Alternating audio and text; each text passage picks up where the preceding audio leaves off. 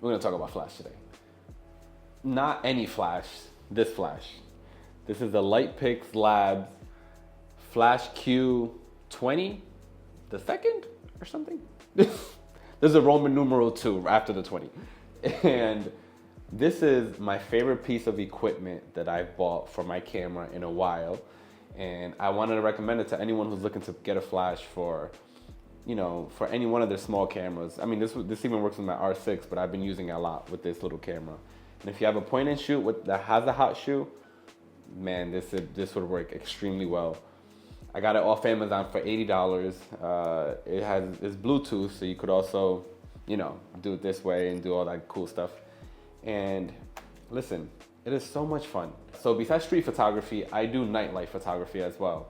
And I'm always shooting events. Either I'm doing paid gigs or I'm just doing certain gigs for fun. My close friend, what up, Jabron?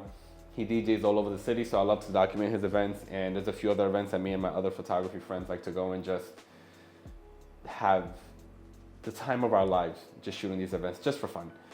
Shout out to Salon, Izzy, Dan, everybody who's out there. But so this flash with this little camera has just been my favorite new combo. I bought the flash back in January and I started using it towards the end of the month just because it doesn't work properly on my Fuji, because I initially purchased it for my Fuji.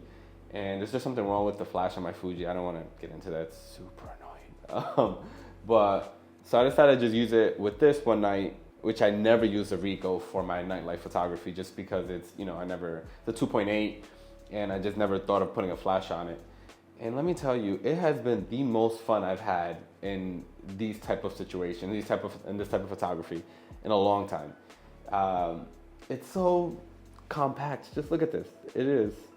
It's like such a good size, and I feel like it's not all up in your face because when I can't use my Fuji, I'm using my R6, which is a mirrorless camera, and it's still a big camera. So if I'm in a tight space, it feels like I'm extra. Like it feels like here's this dork with this big ass camera, So I feel like something like this is less intimidating to people.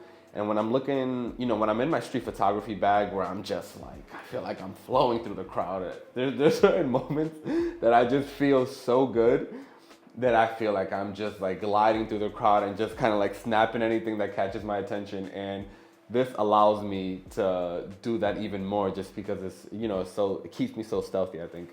And I think for $80, you can't go wrong. It just takes 2 AA batteries. And you just have to charge this, which is a Bluetooth thing that I showed you earlier. But I would highly recommend it. I think it could go a long way.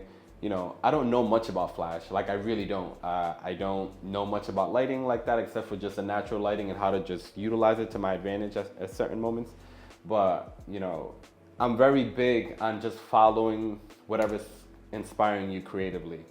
And once I picked this up and started using it a little bit more, especially with slow shutter, I feel like it really became like a new addiction. So I'm just following the feeling.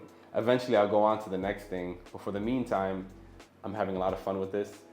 And I think I'm gonna start having a little project with just doing portraits. I did a few portraits recently with it just while I was out in the city, and I really like the way it looks. So I'm just thinking maybe when I'm doing certain events that are just like for fun, I might focus a little bit more on like kind of creative portraits, because there's something there that I think I need to dig a little bit deeper into. Well, a lot deeper. I've only just taken a few. So that might be something I post on the line. But till then, oh wait, before anything, the cons. If your friend has this flash and you're in the vicinity of this person, your flash might trigger their flash. And depending where you are, that could be a problem. I was shooting this event with my boy Izzy, and every time I would take a photo, he was like on the opposite side.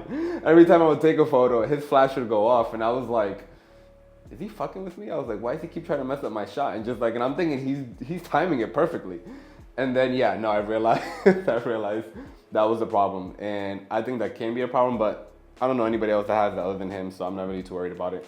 And some people say sometimes it doesn't go off once in a blue. I haven't really had any serious issues with it, if I'm being honest with you. I'm only 2.5 months into it, but that's something to consider. I think this could go a long way, especially if you like to shoot at night. I haven't tried it with street photography because I don't do street photography with flash. I did it once on Halloween in New York and it was amazing. So maybe I'll wait to Halloween or just like a big event where people are comfortable with getting their photos taken randomly. I think this would be perfect for it. So, you know, we'll see, all in due time. But yeah, hope y'all enjoyed it. Peace.